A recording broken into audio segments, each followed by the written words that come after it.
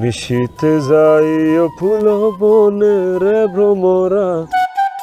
বড় মাছ কোনে রে, যেমনিও কেটে ধরতে হইব। এই তুই কি করস? হ্যাঁ, তোর কামটা কি? এখানে এখানে ঘুরে বার ছাড়া কোনো কাম করস তুই? সুযোগ সব সময় আসে না যাবে। যাও এক্ষুনি বাড়িতে যা, সবাইকে বলো যে তুমি এই বিয়াতে রাজি। আমি যদি মরতে পারতাম ভাবি। তাইলে তো হাইরা গেলা। কাউরে কষ্ট দিয়া কেউ জীবনে সুখী হইতে পারে না। আব্বা তুমিই কও, বিয়াটা কি ছেলে খেলা? আমি কি চাইলে বিয়া করতে পারবো? আমি কি মাইয়া?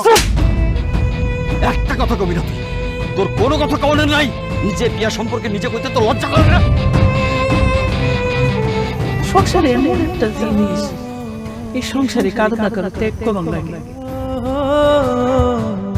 তুমি আমারে ভুলে গেছো? ভুলি নাই, ভুলার চেষ্টা করতেছে। আমি ভালো নাই আসমা, আমি তো শেষ হয়ে গেছি।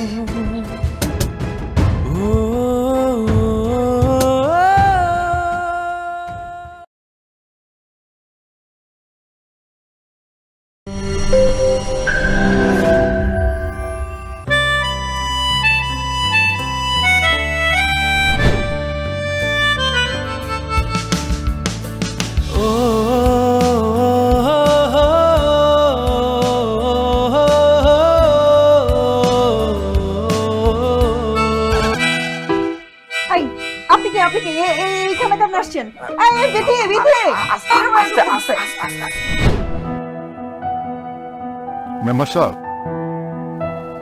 আপনি কিন্তু ঠকলেন। আমার আবার কেনা ঠকাই? জমি বন্ধকির চক্রবৃদ্ধি হারে যে সুদ আসছিল, আসল সহ সুদের টাকা তো আমি কবেই দিয়ে দিছি। আবার জমি ফেরতের কথা আসতেছে কেন?